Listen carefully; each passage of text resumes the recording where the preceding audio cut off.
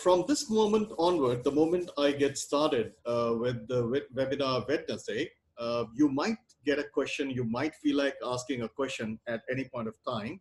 So instead of chat, now you would have on your panel something known as Q&A, the question and answers. Use that to just write a question.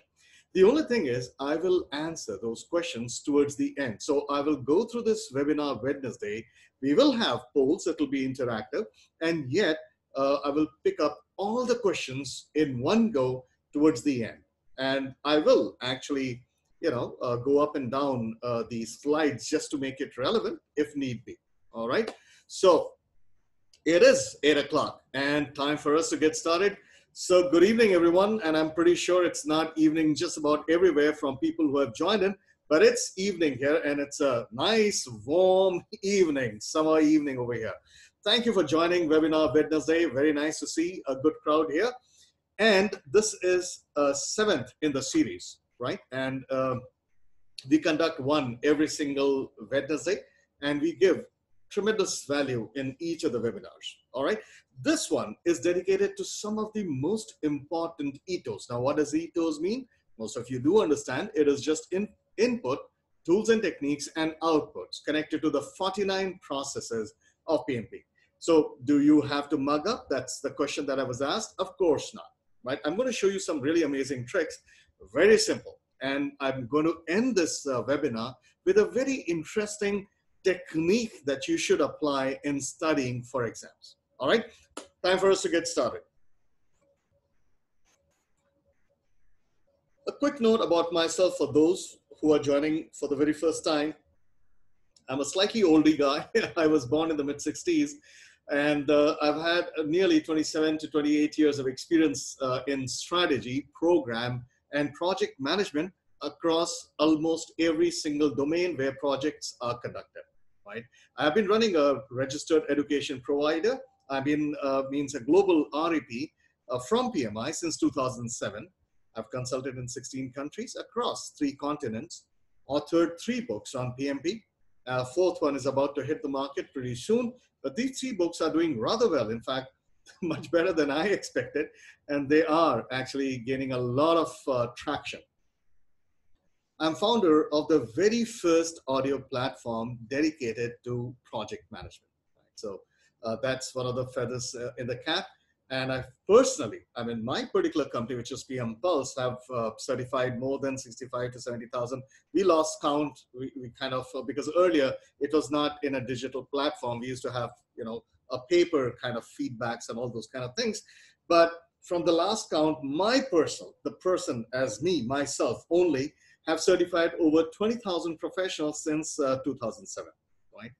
Nature photographer, that's me. Beer barber, because I drink a lot of beer. I write about beer, and I travel for beer. And I am a traveler, big time, and I do a lot of wood carving. So that's about me. Now let's come to the main question. Why this webinar? That's to myth some, to bust a lot of myths and to talk some straight talk about Ethos. There's not a single source which explains input, tools and techniques, or output. I'll just call it Ethos properly. They don't. In fact, I'm a member of a lot of groups, Facebook, even LinkedIn. Some of them are even on WhatsApp. I'm not really cool with WhatsApp, but I am there, and I do see horrible. Pretty bad stuff being floated around, and one of the worst is mug up all the 49 processes. That's probably the worst thing that you can do, that you're going to literally set yourself up for failure. So I'm sorry, I'm a little direct when it comes to education, but that's me. I'm sorry for that. There is immense confusion that candidates have around Ethos, and that's of course because there are a lot of unauthenticated stuff, just moving around. Candidates try to mug up each and every Ethos of each and every 49 processes, which is absolutely incorrect. Hardly any questions in exams specifically asking for Ethos. Now, a lot of people do not really realize what is the real purpose of understanding Ethos. Now, this is a PMP exam. This is not really the CAPM kind of an exam where they'll ask you, okay, requirements documentation is an output for which process? Of course not. They don't ask you these kind of questions, not for PMP. So why do we have to understand Ethos? So let's first understand the real reason why you should be masters of Ethos. And the real reason is that in exams, they just give you a scenario. When they give you a scenario, and they don't tell you that this particular question is from so-and-so knowledge area, it belongs to so-and-so process group. They don't. They just give you a question. When you look at the question, you have to figure out which specific section of project management they're really talking about. And once you come to know about the process or specific scenario, how it applies, which section of project management they're talking about, you can then answer the question. That's the reason why you need to be really good at Ethos, right? If you're good at Ethos, if you look at the question, you will understand, oh, these guys are talking about this tool or this output, so therefore they're talking about this process, and therefore the answer is so and so. That's the reason why. All right. So please understand, there is hardly ever question in the exams about, what is the output of this, what is the tool and technique of that, and what is the input of that. Get it out of your system. It's not going to happen, right? End up doing miserably in exams and cannot understand why. And how this webinar will actually help you? Well, you'll understand some very interesting tips, some of the important Ethos that you need to remember. None of them would you have to mug up. That's the best part. All right, so let's get started. The scope of this webinar is just your PMP journey. So how do you prepare? And particularly, we are going to focus on Ethos portion of PMP preparation. We are not going to talk about the 35 contact hours, blah, blah, blah. That's not covered here. We are only going to focus on some of the Ethos for your PMP preparation so that ultimately you can ace PMP exam. Time for us to get started. Let's have a quick poll. I'm going to start a poll pretty soon, and you will get a question, and all you have to do is answer as fast as you can because there's nothing much to read, right? Of course, it's not one of the PMP questions, it's just a poll. So I'm launching it right there. You will get this poll right in front of you and try to answer as fast as you can.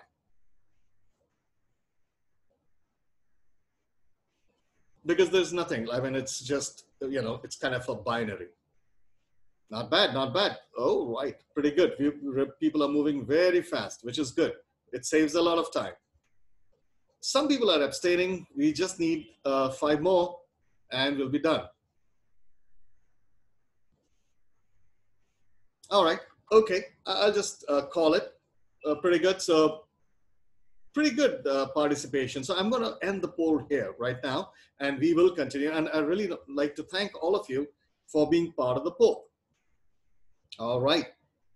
This is where we begin with some of the important Ethos for acing PMP exams.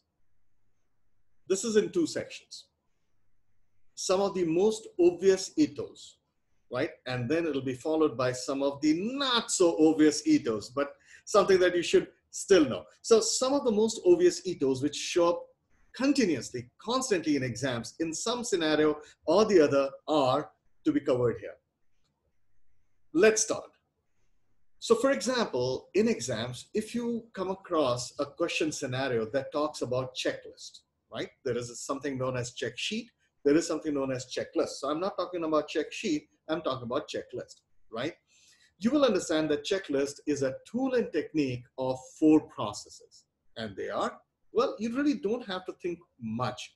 One is the develop project management plan, because you have to make sure, I hope you guys know, that project management plan is the 24th process in the process group called planning.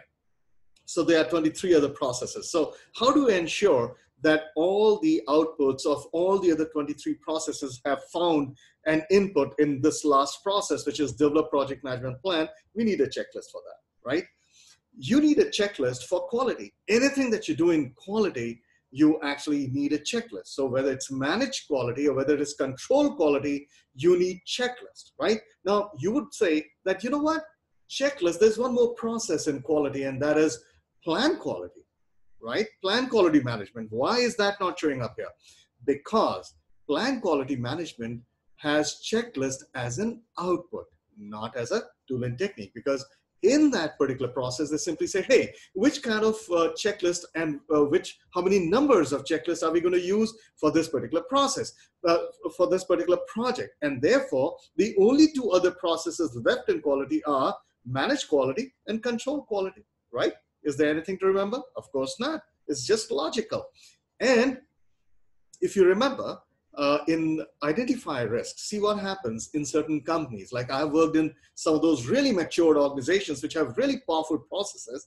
What they do is they have converted identification of risk into checklists. All their historical data have been put into a checklist form so that new project managers with new projects in the same organization do not have to reinvent the wheel. They'll simply look at that list, figure out, hey, all right, so which of these risks are applicable to me in this particular project, and therefore they can pick and choose, and that comes from checklist of risks, right? So who says checklist will only contain steps for quality? It could contain anything. Like I have a checklist for packing. I travel so much that I actually have a checklist for my packing, right? International or domestic, same way.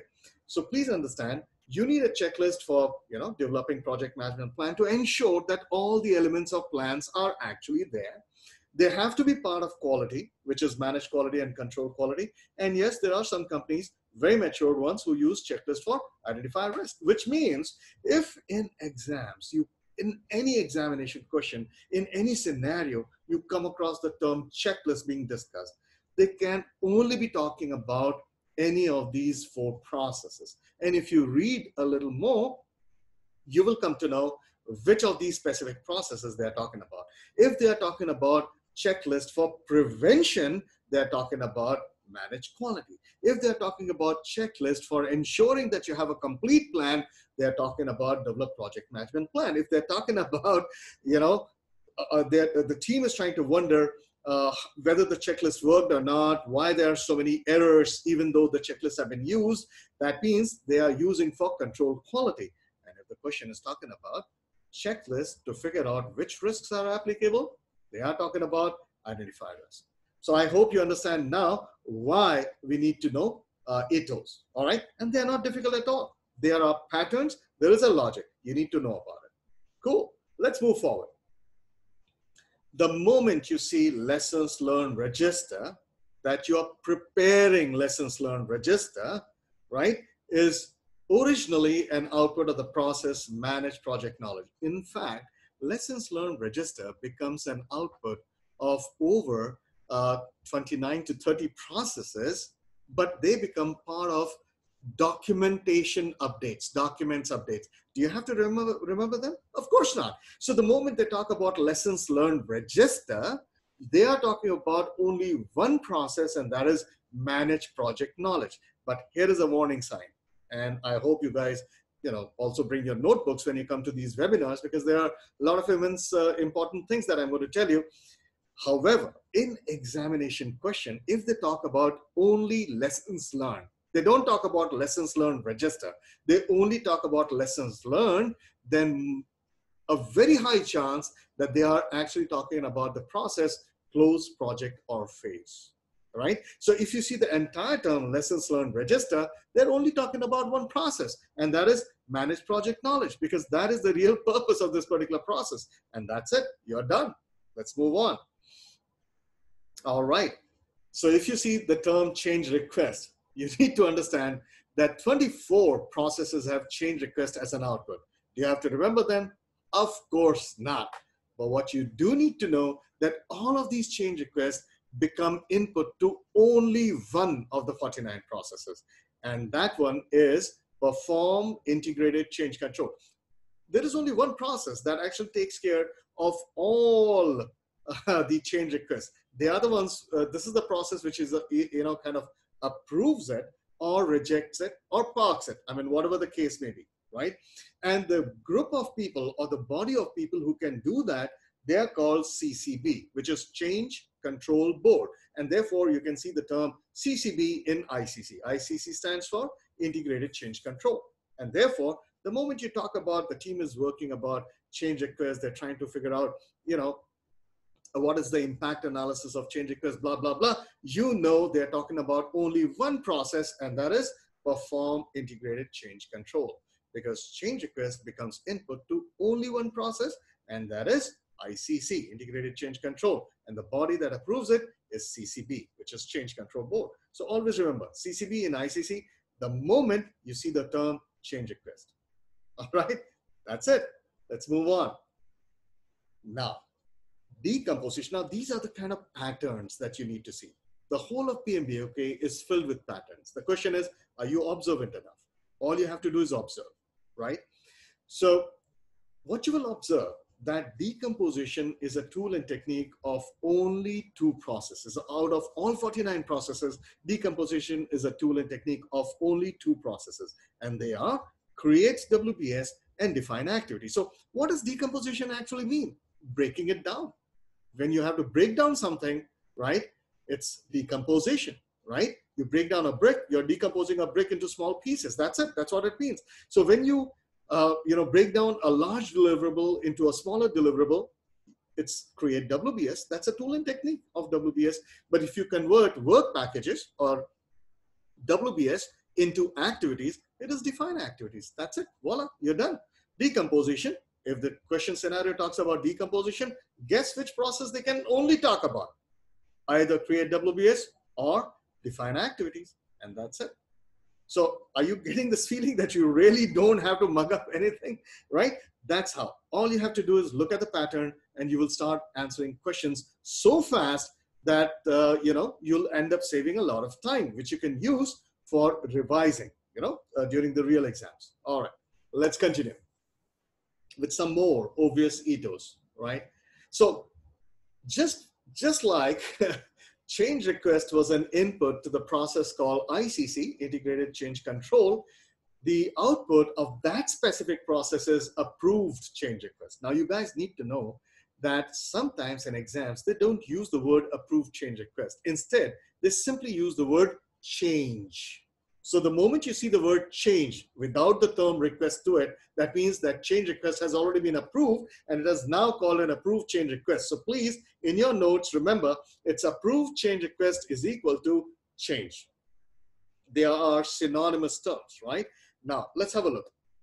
Once approved change request becomes an output of the process integrated change control, where all possibly can it go to, right? It can only go to direct and managed project work. So why am I saying that it can only go to direct and managed project work? Why? Because guess what is the main purpose of direct and managed project work? The main purpose of this particular process is to produce deliverables. So if you ever hear the word deliverables in project management, they are only talking about one process, that is direct and managed project work. So if you guys are working on how to produce the right deliverables, you also need the project management plan. Along with it, you also need as input all the changes which have been approved, all the change requests which have been approved, so that your deliverables are as per the latest approved plan. That's the reason it has to be an input, right? And where else would it be an input? Wherever you actually do verification, right? And that is control quality. What is verification? Well, you take the deliverables and you check it against your quality parameters and say, hey, does it meet the quality? That is verification. That is done in control quality. Where else would you need this? You will also need it in control procurements, because as a procurement manager, right? Please remember, procurement is done from the side of the buyer. So when the vendors are working on your work, you would also need to figure out, hey, all the changes that I told them, are they doing it, right? So where do you check it? In the process called control procurements. That's it. So approved change request can become input to only 3 processes, and they are direct and managed project work, control quality, which is verification, and control procurements, right? So I do see that a lot of people are still writing on chat, right? Okay. I have no clue about questions which are being asked. Hello, I want to know if the session is registered. Now, registered with what? You've got to make your question a little more clear. So anyway, I'm just going to close it, but let me continue. All right. So, but if you have any questions, please push it on Q&A. There's no point putting it on chat because I'll not be able to answer unless you guys want to talk to each other, which is fine. All right. All right. So let's continue. The process collect requirements has only two outputs, and they are requirements documentation and requirements traceability matrix. Now, everybody understands what's requirement documentation, but requirements traceability is a very important thing, which is basically just a numbering system, because you see, your requirements would be converted. One line of requirement could be converted into hundreds of lines of what I call specification, and one specification can result into many test cases, many verification units, all those kind of things. So in all this breaking down of requirements into specifications, into test cases, into verification unit, what might happen is some requirements might get missed, right? And therefore you need a numbering system just to ensure that, hey, as we break it down, nothing is missed in requirements. That's it. So you have the requirements documentation and requirements traceability. That's it. Perfect, right? So there are only two outputs of collect requirements. There is not even a third output, just these two, all right? And if you come across something known as product analysis, they are only talking about defined scope. Now, this is the uniqueness aspect. You need to figure out which are the tools and techniques, which are the, some of the inputs and outputs, which are absolutely unique to a specific process. Now, tools are more important because in exams, when they give you a scenario that a team is doing something, they're usually referring to tools and techniques, right? So if they're doing brainstorming to figure out what requirements have to be done, they're in the process called collect requirements, right? So that's the reason why you need to have some ideas about some of the important Ethos, particularly tools and techniques, to answer questions faster, right? So if they talk about product analysis, the only thing that you need to talk about is define scope, right? Perfect. Let's move on, because that's unique to the process called define scope. All right. So now let's move on to other Ethos. The output of the process define scope is project scope statement, right? Project scope statement is nothing but a specification document. What happens in define scope? We convert the requirements into technical specification. PMI does not use the word technical specification. Instead, they use the word project scope statement. But in your mind, when you see the term project scope statement, what should happen is requirements have been converted into technical specs. That's what it is, right? And it becomes input to only one process, and that is create WBS. Project scope statement do not become an input to any other process whatsoever, only one, and that is create WBS. So guess what's going to happen? How is this information is going to help you? Well, if the scenario is talking about project scope statement, which are the only two processes they can be talking about? Either they're talking about defined scope, which means if the scenario is talking about people are trying to make specifications, they're trying to figure out, a product analysis, which is again defined scope. They're trying to figure out what are the details of specifications or project scope statements that have to be taken care of in this particular project. They're talking about defined scope. But if they're talking about project scope statement as a product scope or something which is being used to find all your deliverables, then they're talking about the process called create WBS. It's as simple as that. All right, cool. Let's move on. Inspection is a tool and technique of only three processes. I think you're getting the picture here. Just before this, we talked about decomposition being a tool and technique of only two processes, right? Just like that, there's another pattern, and it's very common, and that is called inspection. Is a tool and technique of only three processes. One of them is called control quality, which is verification, right? So please also, I'm constantly calling control quality as verification, because if you see the term verification in exams, it means only one process, and that is control quality. So there are a lot of tips that I'm giving to you right now. So verification is control quality. That's where inspection happens. Guess where else would you have inspection? When the customer checks for the final product, which is validation. Verification before validation. And in validate scope, again, you have the deliverables, you have the requirements, and you physically check them. And that is inspection, physical checking. Post-production is called inspection. And the only other place it can happen is when the buyer is going to check with the vendor, hey, have you done everything that I asked you to do? right? What's your, so it'll become validate scope for the vendor, but it'll become control procurements for the buyer. Got it? So only 3 places you can have: validate scope, control quality, and control procurements. All right, pretty good. Sorry, pressed it twice. Now we have rolling wave planning, right? Agile is one version of rolling wave planning. Spiral is another version of rolling wave planning. So there is a large umbrella term called rolling wave planning, and this is very different from waterfall model. So rolling wave planning is the TNT, which is the tool and technique, which is unique to only one process, that is define activities. So if you see the term rolling wave planning in the exam, guess which process they're talking about? Define activities. All right. That's how you need to know Ethos. Now, project schedule network diagram, which is the main output of the process sequence activities, becomes input to only one process, which is develop schedule. Right? So I think you're getting a picture here, right? So when they talk about project schedule network diagram, it can either be being spoken as an output of sequence activities, or it could be spoken as an input to develop schedule. You'll not find it anywhere else. All right. And schedule network analysis and agile release planning. If you see these terms in the exams, any one of these, they're only talking about develop schedule, right? Okay, I think that's good going, but time for us to take an intermission, right? Before we get to the next level of onslaught, we'll actually take the tempo a little higher. All right. So let's look at some of the, just to take a break, let's look at our contribution towards better PMP preparation. And one of them that we do is known as Livewire, right?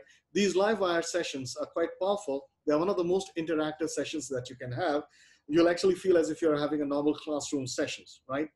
And we have our PMP trainings focused, and of course, we have a very high passing rate. We call it near 100% because some of our students who join us, they don't actually, attend the session just for passing the exam. There are some senior people who do attend. They just want to understand how to, be better at project management. So that's about it. So that's the reason why, in fact, nobody on earth can have a 100% passing rate. It's just that it can be as near to 100% as you can get. So that's about it, right? So we have a couple of sessions coming up. One of them is in May itself. Option 1 is you can actually have a session on May 30th, 31st, right? Which is Saturday, Sunday, June 5 and 6, 7. So it spills over into the first week of June. And the timings are Saturday, Sundays, and then Friday, Saturday, Sunday. The time is here. And then we have another session, which is on June 30, 40, which is again Saturday, Sunday. And then we follow it up with, 19, 20, and 21st, which is Friday, Saturday, Sunday. That's a pattern that we follow, and it kind of covers everything with time to spare. All right. So these are the sessions that we have already. All right. So if you're interested in a Livewire session to, do something like you might have already had a session, maybe the training was not good enough, or you want to understand it in a much better way so that you can actually answer questions better, or maybe you did a training so far back in the past that you can't remember stuff and you want to come back to it and kind of, cut short your preparation time, whatever the case may be. I'm actually going to send what I call a poll to you, and this is going to help me a lot. So I'm just launching it for you. There you go, and answer it as soon as you can.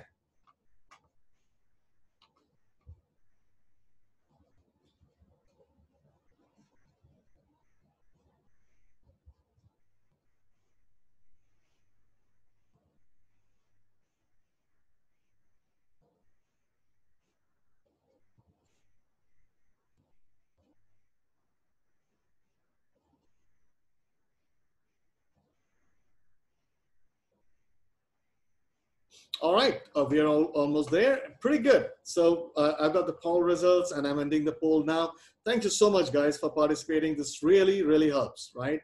A few more? All right, I'm going to end the poll now. Thank you so much. Thank you for participating. Let us continue. All right.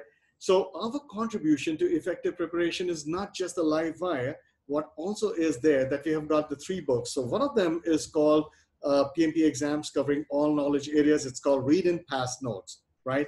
Now, what's so different about this book? There's so many books written. Well, this book is actually extremely comprehensive, and it's one of the few extremely interesting book. If you read it, you don't even have to buy it to read it. You can actually just go to Amazon. That's where it's available.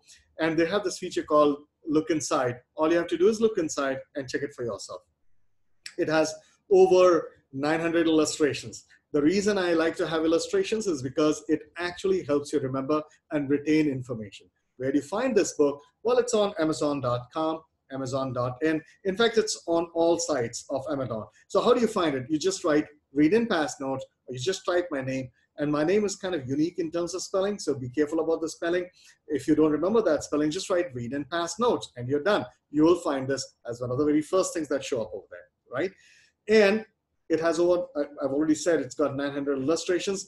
The best thing about this book is that at the end of each of the knowledge area and every chapter, the important Ethos, the important concepts are redone. So it's almost like a drill. We call it the ninja drill, right? So there's a lot of drills. So you actually kind of revise the entire knowledge area or the chapter. And thing is that this book has not been written in a way where you have to kind of mug up stuff. This book has been written in a way that you can actually understand it. There are examples given from IT, manufacturing, construction, infrastructure, you just name it.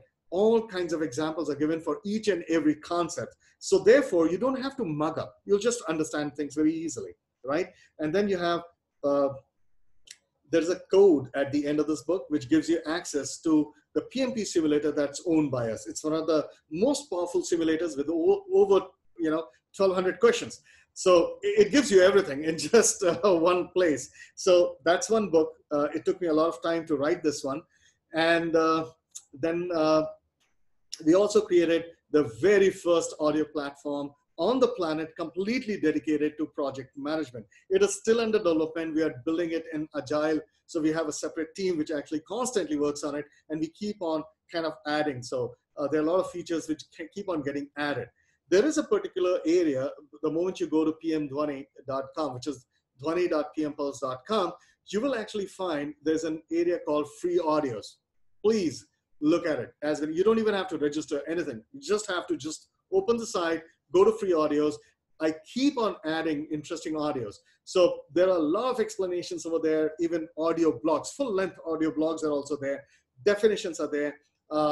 Controversial subjects have been, very, very easily simplified. And then of course, we also have full trainings on this, right?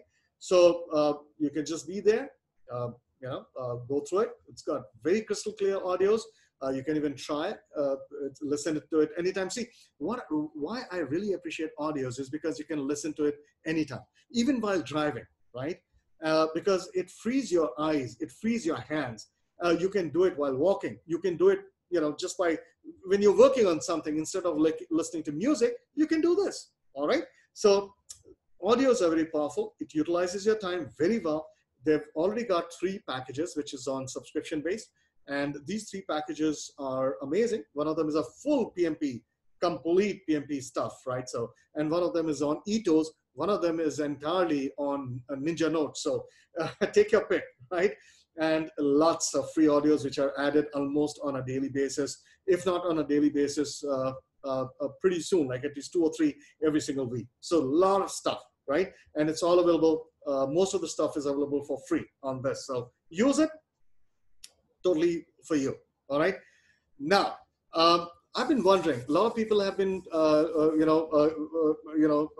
telling me that if I cover, is there a possibility that I cover an entire topic, one single topic, like earned value management, like completely, in such a fashion that you'll never forget, right? If I can do that, or if I can talk about things like topic about the entire critical path management, calculations along with floats and stuff like that, or organizational structures, like talking about organization structures, any specific topic, or, understanding the details of all the different kind of contracts, right?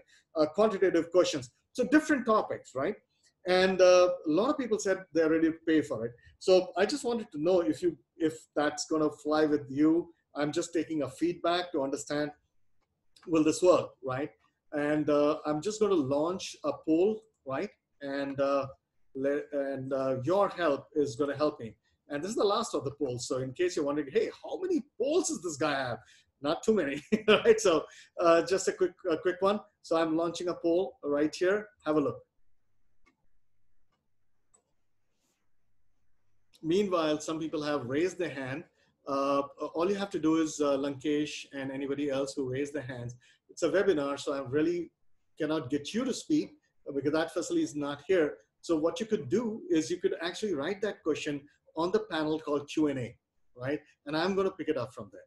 And believe me, I'm not going to end the session till I've answered everyone's question because that's what I do. That's what I'm here for, right? So I will make sure that all your questions are answered. So please put it on Q&A, not on chat, but on Q&A, right? So, all right. So I've got a few answers. So people are still abstaining, which is fine, which is okay. I really appreciate that. But for the few people who have actually done it, thank you so much. Fantastic. All right. So I'm going to end the poll now because time is of essence. Not so much of mine, more of yours, because, you know, it's a working day for you. All right, thank you so much. I've ended the poll and let's continue. All right, so there are a lot of chats going on. Just wondering if it's not meant for me, I hope. All right, so a lot of questions are still coming on chat, but could you please put it on Q&A? Chats, they don't get recorded, so this is very difficult for me to answer on chat. So please transport it to Q&A, guys. It's very difficult for me to answer anything on chat. It never gets recorded, so that's the problem. Guys, we have a paid webinar series coming up, and it's coming on May 29th. Quite a few people have already registered for it. It's going to start at 6 o'clock in the evening, right? And its duration will be 1 hour, 45 minutes. The fees is $5. And it's going to talk about everything on organizational structures, every conceivable thing. And we will even talk about some questions, the way you should handle those questions, how you should go. So you will suddenly realize in going through this webinar that you don't have to really mug up anything. These are very logical stuff. So the moment you see it and understand it logically, no matter how tricky the question, and I'll show it to you right there. I'll give you some of the most tricky questions there and then, and you'll find it so easy to solve without breaking a sweat. So that's the kind of webinar, really high value webinars I need to conduct. The very first one is going to start on May 29th. That's the day, which is Friday, which is just day after tomorrow. And the duration is 1 hour, 45 minutes. So that's for you. We've just called it PMP Clinic. And the reason we call it PMP Clinic, well, we're just trying to solve some of the PMP fever that people suffer from. So we're going to get rid of your PMP fever. Don't worry about it. All right. Time for us to take ITTOs head on. So I'm going to up the ante here, and we're going to tackle some not so obvious ITTOs, right? Again, you really don't have to mug up anything, right? Just be observant, and that's good enough for you. All right. Now, let's get started. Look at this. This is one of the what I call illustrations that I made in the book. This is one of those 928. I forgot the number of illustrations that I made. So this is what illustrations do to you. You really don't have to mug up. It kind of stays with you. It becomes part of your psyche, it becomes part of your thinking, and you can recall it at a moment's notice. So that's the whole purpose of, right. What is the purpose? So let me switch on the pointer option, right? And I'm going to switch on the pen just to draw on this particular slide. So you have a process called managed quality. Now, what is the purpose of this process? The purpose of this process is prevention. What does it prevent? Well, we work in such a fashion that once the quality is checked, nothing wrong comes out. That means you do it right the first time, which is one of the best ways of prevention, right? Just get it done the first time. And that is why managed quality is part of the execution process group, because, you know, it's doing work. And one of the major outputs of managed quality is test and evaluation document. Obviously, what kind of tests need to be conducted, how many rounds of testing has to be done, what kind of evaluation has to be done, who should be involved. So that documentation is created once managed quality is done. That's why it's an output, and it becomes an input where this test will actually be conducted, and that is control quality. Perfect. So it becomes an input. But you need to understand that it's humans who are working on managed quality. It's not gods. So basically what could go wrong with even the best of intentions? What you could do is you tried the best of checklists, you did the best stuff that you could do, you could prevent, but still there were a lot of quality issues when they were tested or verified in the process control quality. So who's going to give the feedback to managed quality? Hey guys, you're not doing a good job, or you need to do something about your managed quality. Your prevention processes are not working. So how do you get that feedback? Well, this is what is the output called quality control measurements. This is what is the main purpose of control quality. This one becomes only an input to one process, and that is managed quality. What is it meant for? Gives feedback to the prevention process, which is managed quality.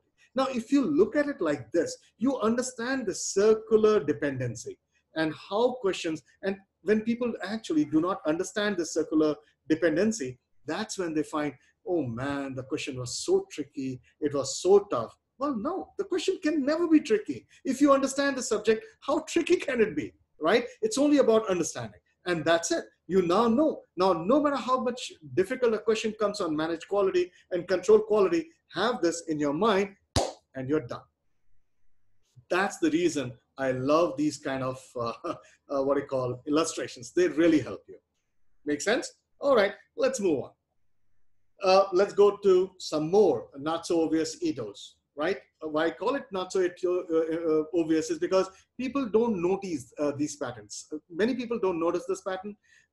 And these patterns are very popular in exams. And that's where people feel the question was so tricky. So these are not so obvious, right? That's why we bring it out in the open. The process control scope, right? There's a process called control scope. It has only two tools and techniques, and they are variance analysis and trend analysis, right? So remember, by the time you do control scope, your product is not ready. If your product is ready, you would have done validate scope, not control scope, right?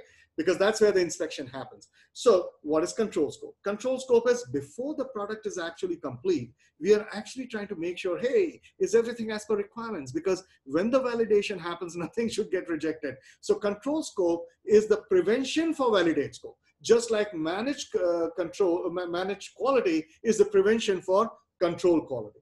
Just like that, control scope is the prevention for validate scope. So if the product is not ready, right, you cannot do inspection. So the only things that you can do is, hey, from whatever that I've made so far, how much does it vary from the requirements? And that's called variance analysis, right? And trend analysis will tell you, hey, for some reason, we are getting the color wrong all the time. For some reason, we are constantly getting these kind of requirements wrong, right? So it tells you the trend, that which are the areas where you're getting more variances. So that's it, trend analysis. Perfect. That's it. Let's move on. Variance analysis is a tool and technique of only 5 processes, and they are, basically all of them control except close project or phase. So when you talk about monitor and control project work, we talk about variance. When you talk about control scope, we talk about variance. We talk about control schedule, we talk about variance. We talk about control cost, we talk about variance. But did you notice something? Concentrate on the 3 processes, which are control scope, control schedule, and control cost. What do they seem like? Well, these are the control of the baselines. You have only 3 elements to a baseline, and those are scope, time, and cost, which is scope, schedule, and cost. So you don't have to mug it up. You have to know, okay, variances have to be done for baselines, because you have to understand that am I ahead of schedule or am I behind schedule? So you've got to have control schedule. That's variance analysis. Am I under budget? Am I over budget? So that's control cost. So variance analysis got to be there. Am I, completing all my scope or not? That's control scope, the 3 baselines, and you're done. So variance have to be there. The entire forecast has to be done in a process called monitor and control project work, which is like the mother of all monitoring and controlling processes. And therefore, that variance analysis has to be there.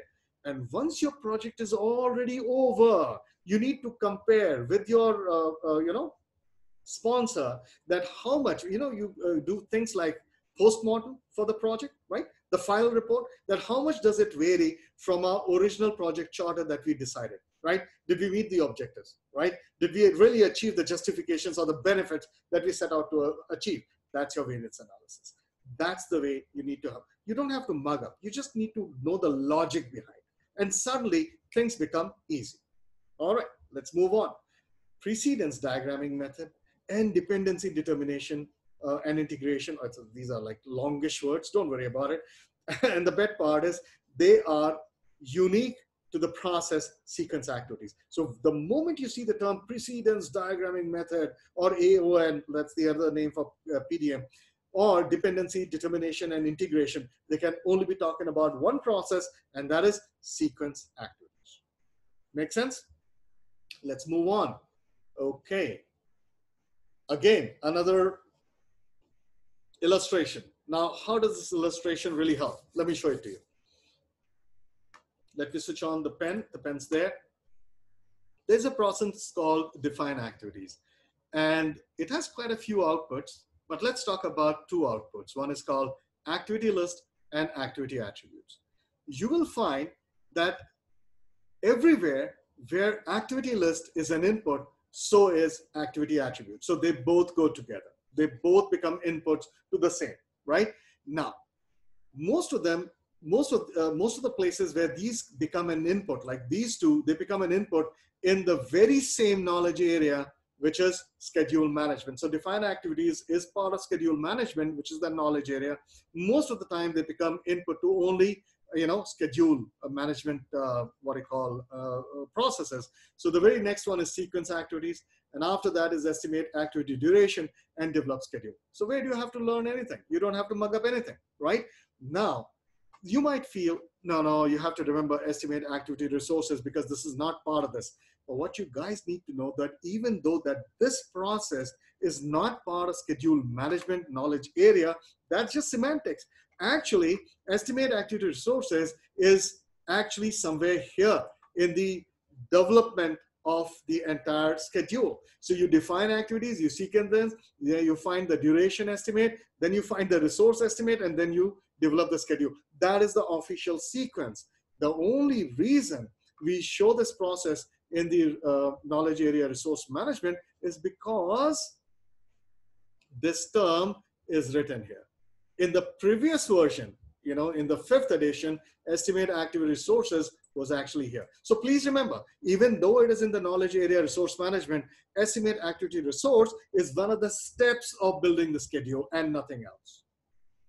Estimate activity resources can never be discussed in any other context other than making a schedule. So remember, define activities, sequence activities, estimate activity durations, estimate activity resources, and then develop schedule. And now you can understand the reason why activity list and activity attributes become input to only these processes. And that's it. You do not have to mug up, all right? There you go. Let's move on. So basis of estimate, I'll tell you something very interesting about basis of estimate. There are a few processes which produce estimates, only 3. Which are those estimate processes? One is activity duration, estimation of activity duration. Another one is estimate cost. And the third one is estimate activity resources, right? And wherever you have an estimate as an output, whether it is estimate duration, estimate cost, or estimate resources, you will always have basis of estimate as an output. Always. And therefore, basis of estimate is an output of only 3 processes because the estimates are also output of only 3 processes. And that's it. So that's basis of estimate. Any estimate and basis of estimate always go together. That's it. Vendor bid analysis, obviously, it is a tool and technique of only one process, and that is estimate cost. Perfect. Okay. Again, another illustration. Determine budget. It comes out with one of the things output called project funding requirements. And this project funding requirements becomes input to one and only one process, and that is control cost. And I think you can understand why we are talking about uniqueness, whether it's unique as an input or as an output, whether it is unique as a tool and technique, because these are the kind of patterns, uniqueness, that will help you understand a scenario, understand exactly how to answer that, and come to the specific process that they're talking about, answer the question, move to the next one. Perfect. All right. This brings us to the fifth not so obvious ethos. And this one is plan resource management. It produces something known as team charter. Now, team charter can only become input to develop team and manage team. Why? Why can it not become input to something like control resources? Because control resource has nothing to do with human resources. It is only meant for non-human or physical resources. So team charter cannot become an input to control resources. It can only become, because team charter has something to do with team. Team means humans working together. So plan resource management has an output. One of the outputs is team charter, and it can only become input to develop team and manage team, because these are the only two processes that talk about human resources in resource management plan. Right? You need to start looking at it like this, right? And then virtual teams, well, that's only found in two processes, and one is acquire resources and the other one is develop team. Question is, how do I remember all the ethos? Of course, you don't have to, right? Like a lot of people say, do I have to remember all the ethos, right? Just in the beginning, right? I had a question from somebody. Do I have to remember all the ethos? Of course not. Absolutely not. Absolutely nothing. You really don't have to do that. It's complete waste of time. You will be committing one of the biggest mistakes. Don't do that. All right. Now, let me tell you a fantastic ethos trick. Guys, this is a very powerful trick. You're getting it all for nothing. So please use it, right? Sometimes when you get things for free, you just don't understand the value that there is, right?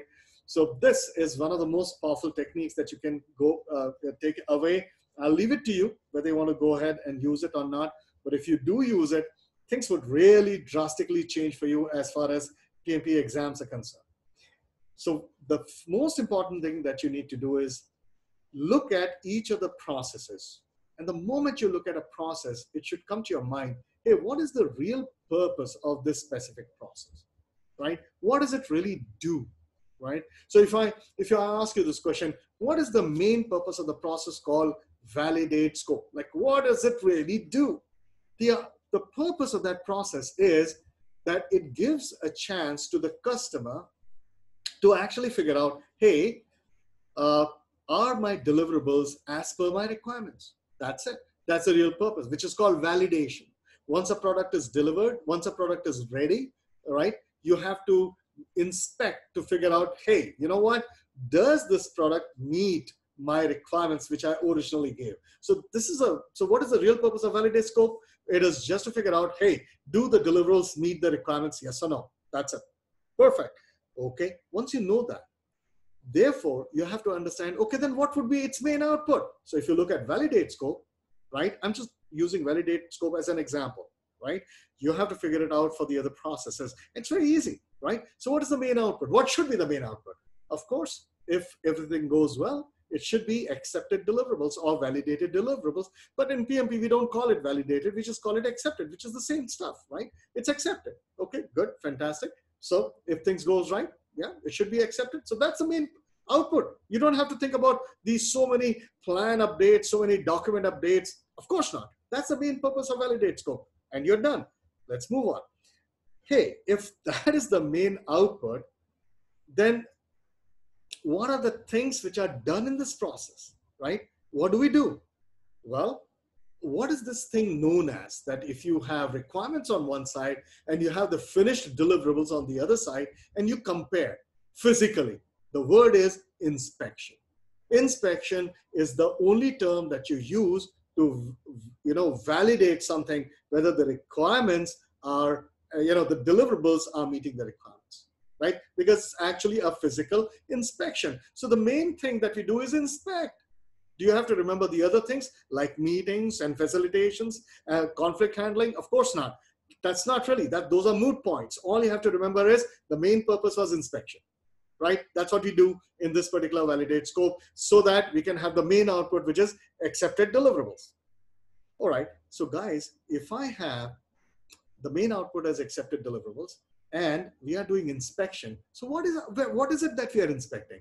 So we are inspecting finished deliverables, right? So, but these deliverables need to be kind of checked for quality, right? So that is called verified deliverables. Always remember verification before validation. So that's got to be an input, right? Because deliverables is something that I'm going to compare against what? Requirement. These are the two inputs where you need to focus about. That is validate scope. And now with just this Ethos trick, you know everything about validate scope. The rest of the input, output tools and techniques, they are just checklists when you actually do a real project. But as far as PMP is concerned, that's what you need to focus on. What is the real purpose of that particular process? And everything kind of fits in. And how much time did it take for us to understand? And never forget, what's the real purpose? What's the tool and technique? What's the output? And what's the input of validate scope? And you're done. Even if you try to forget, you won't. That's how you do ITTOs. So if anybody tells you, guys, be very careful. I've been to FB and I try to stop people from doing it. I've been to so many groups. There are people who are actually giving something known as process charts to each other. That's one of the most ridiculous things that you can do. Please do not accept it, even if somebody pays you to have it. Forget about giving you free. I'll tell you the reason why. There is nothing known as process chart. PMP is process oriented, which means it gives you phenomenal, flexibility. Now, if somebody gives you a process chart, it'll probably be one methodology. Guys, you need to know the difference between methodology and process. Methodology is doing project management in one specific type, in one specific style, in one particular way, in a specific domain, right? So if you have a process chart, that's just methodology. But the question is not going to stick itself to a specific methodology. They can ask you from anywhere. And suddenly you'll realize, hey man, I went through all the process charts, I mugged them up, and I still got the questions wrong. Well, because you did the wrong thing. You guys, please understand, this is the way to understand a process. The way the processes would be arranged will be different in Agile, would be different in Six Sigma, would be different in Spiral, would be different in Waterfall, would be different in Iterative. Who says that we are going to do only one methodology? That's what I'm talking about. Okay, so this is the famous Ethos trick. You want to use it, use it. If you don't, well, I'll leave it to you. All right, now's the time for Q&A. And let's see if there are some Q&A which I've assembled. And let me start answering from the very one. So define activities is not showing up in decomposition. Well, actually, you actually put the question the other way around. Define activities is actually a process, and decomposition will show up inside define activities, not the other way around. Decomposition is a tool and technique of the process called define activities. Okay, perfect. Now, pretty good. Let's look at other question which says, I will be interested in paid webinar if you conduct it for Agile questions with exam. Yes, somewhere down the line, yes, that will also be there, Ajay, because that's one thing I have in mind, because a lot of people are confused about Agile. Even the people who seem to be working on Agile are confused about Agile. So let alone everybody else. So yes, there'll be a complete session only on Agile, right? So keep track of my post, and yes, you will get to that as well, right? All right. Freedom. I couldn't write all notes on project schedule, network diagram, obvious Ethos. Kindly show me the same slides. Sure. Once I finish with all the questions, I will just roll back Freedom. All right. So just hold on. Be there. All right. Thank you. Thank you so much, Ajay, for buying the book and finding it good. So I really appreciate that, Ajay. Thank you very much for that. And please do remember to write a review, because what has happened on Amazon is that some people, if you go through some of the reviews which have been written, it's very obvious that some of these other guys who were, I don't know, there were some malicious activities done. So I could not, though I've reported it, but for some reason Amazon is not taking care of it. So Ajay, if you actually like the book, please do leave a review, because for some reason there were some malicious activities done, and it's actually created a bit of an issue for me, right? But thanks a lot, Ajay. Thanks, and thanks for giving the compliment. Really appreciate that. And please give the brief overall project involve all process and knowledge areas. Lankesh has asked this question. Please give the brief overall project. I'm sorry, this question I've not been able to understand, Lankesh. If you could actually, I'm still here, so if you could actually kind of write it clearly, maybe write a few words, make a larger sentence, maybe I'll be able to understand. I'm somehow not able to understand this question. So please go ahead and write. I'm continuing with others. I'll go to Morris. Mira says, what is the difference between verification and inspection? All right. I'll give you a very simple example, Marish. Basically what happens is, see, let's say you're getting dressed up for a marriage party. So you and your spouse, I'm just taking an example. So if you want to go for a party, right, what do? You dress up well, right? And if you dress up well, right, you actually, kind of ask, check for yourself in the mirror, does everything fits in or not? And I'm pretty sure that you always check with your spouse or your friend who's accompanying with you that, hey, how do I look? Now that's called verification, because verification will actually ensure that you will get a chance to redo even before everything is done, right? So you verify, right? And that's called verification process.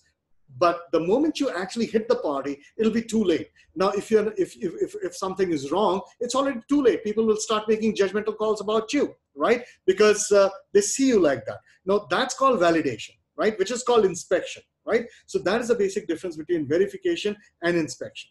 How do we ensure that when we are finally inspected, nothing goes wrong? So we do an internal exercise to make sure that nothing goes wrong during inspection, and that part is called verification, right? So always remember, Maris and everybody else, verification before validation, verification before validation, verification before validation.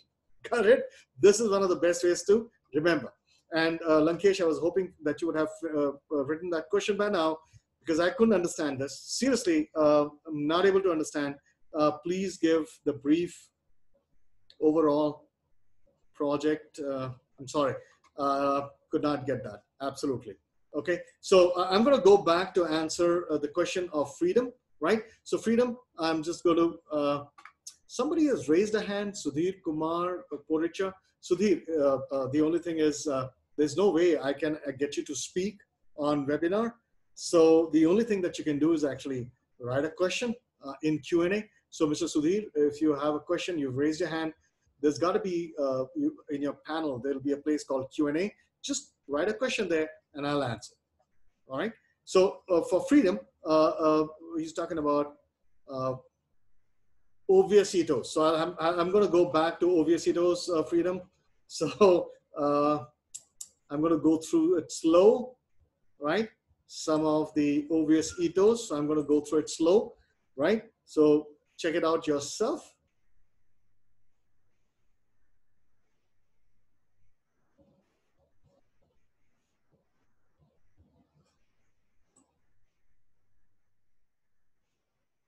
So I think you're looking at a specific one, project schedule network. Okay, let me get there. All right, so I got it. So let me get to that specific one. Hold on just a minute. All right, there you go. Not even this one, I think. Not even this one. Okay. All right.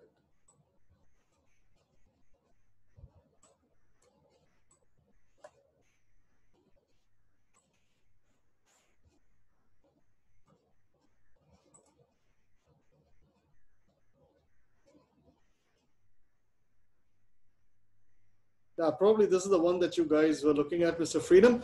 So I'm just going to stop here for some time so you can actually, take a note before I go any further. Meanwhile, I think there are some questions which have been added. So I will look at those questions, right? So Lankesh, I want to ask sequence of activities from initiating to closing. Oh, so that's exactly what I was talking about. Wait a second. Where is it? Nutin, I'll answer your question. Let me just answer Lankesh. I want to ask sequence of activities from initiating to closing process in brief.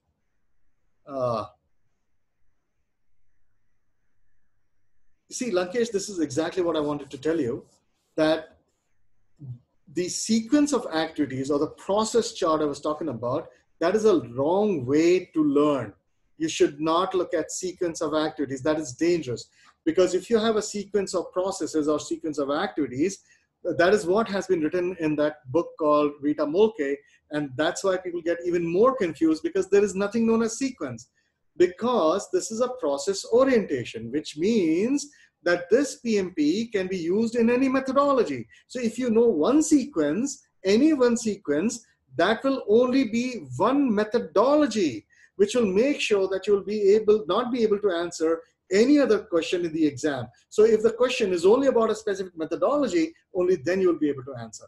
So what I'm telling you, Mr. Lankesh, that is precisely what you should not be doing. So do not ask for any sequence. In fact, anybody else also gives you the same. Please do not do that.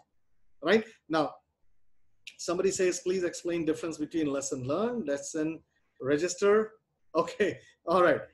Basically, lessons learned register is the place where you write the lessons learned, right? But what happens from practice is that most of the time when they actually ask this question about if you see the term lessons learned register, then it would mean that they're actually talking about the process managed knowledge, right? But if they're talking about lessons learned, just the lessons learned, most of the time it is only about closed project or phase. So basically the question would be, hey, which is the most important thing that the project manager should be doing in a project, and in closed project and phase? And then you'll see one of the options is lessons learned. You'll not find the lessons learned register there, because that's how the questions have been devised, right? So I hope I've been able to answer that question, right? So somebody says, Sudhir Kumar Poricha, real meaning of Delphi technique. I will answer that, but let me first take care of those questions which are connected to this specific, what you call a webinar. So let's go back. So I've answered Marius, and then Sudhir Kumar Poricha, verification in control quality or execution. Sorry, could not get this question. Verification in control. See, verification can never be in execution, because execution is something that you actually do. So verification can only and always be in any process connected to control, right? And I've already answered that verification you'll find in quite a few. The three baselines. One is closed project or phase, and one is the mother of all controlling processes, and that is called, right? So that's variance, sorry. The verification is basically, control quality, right? It's not part of execution. So the moment you see the word verification, you'll only mean control quality, right? So Nitin Kunigal, hi Maneesh, why do we have change request as an output of plan procurement management? Oh, okay. See, what happens is, this is a very nice question. In fact, this is one of the brilliant questions. See, Nitin, when we actually do something known as plan procurement management, what happens, in fact, that is the only planning, there's one of the few planning processes where change request is an output. But let me still answer that. Plan procurement management, what is the most important thing that you do over there, right? What you do over there is you actually take a make or buy decision. So the moment you make, right, which means that there is nothing's going to happen, everything's going to be built inside. So there will be no other planning, there will be no other procurement. But the moment you say, hey, we are going to procure it from outside. So what would that mean? That all the plan that you've made till now, right, and even if you baselined it, has to now undergo a change, right? So it depends on where, at what life cycle do you do what you call a procurement plan. So even in execution, you may realize that you tried it 20 times, but you could not do it. So then suddenly the manager got really frustrated and says, listen, what? I don't think we are capable of doing it. Let's get it from outside. So your plan has already been finalized. You are in execution and you're going forward, but you realize we need to plan for procurement because I don't think we can make it. So please understand that the procurement decision can happen anytime throughout the life cycle of the project. And therefore, after the baseline, if you decide that I'm going to procure something from outside, right? So what's going to happen? Your baselines will change. And that's why change request is one of the possible outputs. But Kunigal, Mr. Nitin, what you should also understand is just because change request or any other output is an output of a specific process does not mean that all those outputs have to become an output every time. Not true. Change request is one of the possible outputs of planned procurement management. If you decide in the beginning of the project itself that I'm going to do a change request, I'm going to do procurement, you don't have to have a change request. Absolutely not, because you're planning accordingly. Your baselines will be made accordingly. But what if during execution, you start doing procurement? What's going to happen? Your baselines are going to change. And therefore, you would also need change request just because you planned like that. Make sense, Nitin? Fantastic. Okay. I've answered that. So let me talk about Delphi. All right. So though it's not part of this, all right. So I'll still, okay. So another question comes up.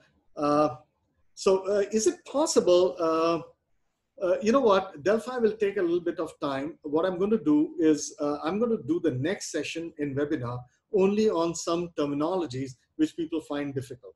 I'll pick up propinquity, Delphi, and several other terms which people find it difficult, and I'll just put it in webinar Wednesday. Will that work for you? Right? Just give me some kind of a sign on Q&A that it's okay if I take it up in the next Delphi. And in fact, if you think that there are some terms you need clarification on, I'll make sure that it's a part of that and you guys can come up there, right?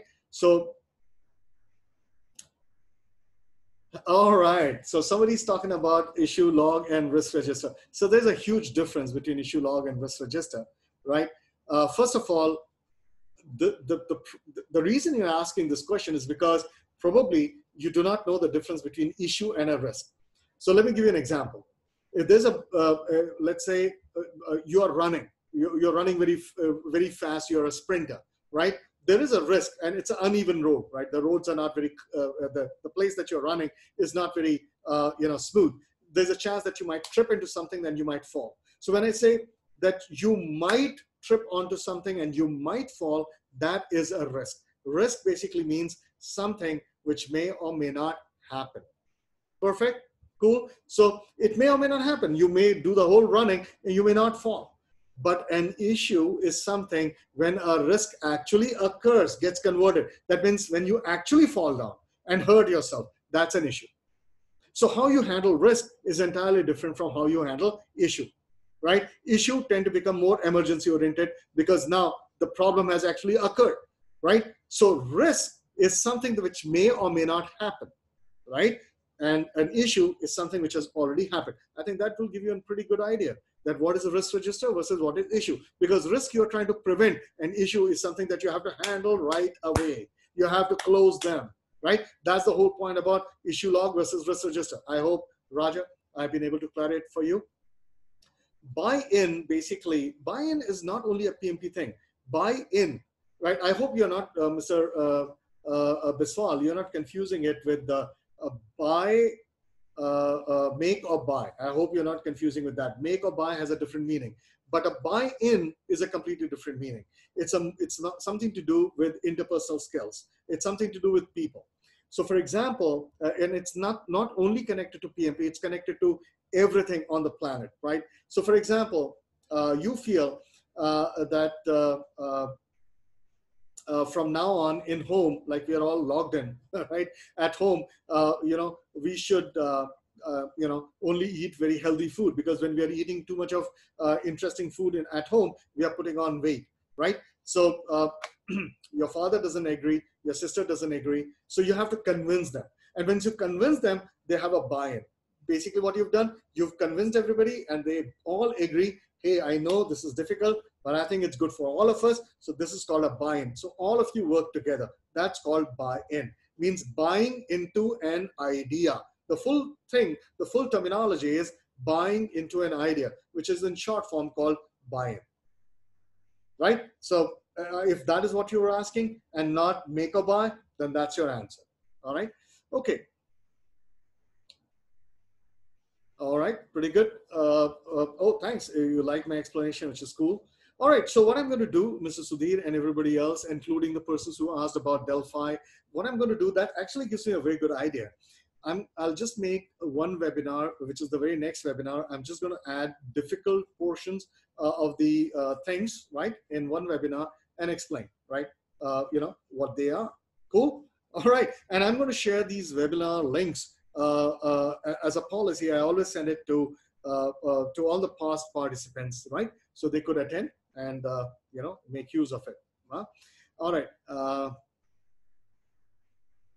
Suresh, basically what happens that all my recorded sessions are put up in my YouTube. So in just a couple of days, once I process it, it'll become part of my YouTube, right? So all you have to do is write Webinar Wednesday and you'll find that in YouTube, right? So it's all there, right? You can actually go through all the previous webinars if you want, right? It's all there, all right? So if there are no other questions, all right, cool, not bad.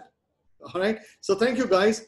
Thanks for some of the nice comments that you gave. I really appreciate that. And thank you for your participation. And I know it's a full day for you. You guys decided to still join in. Thank you so much. Right.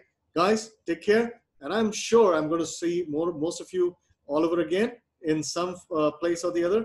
All right, guys, take care. Very nice meeting all of you. I'm going to stop the webinar. And there you go.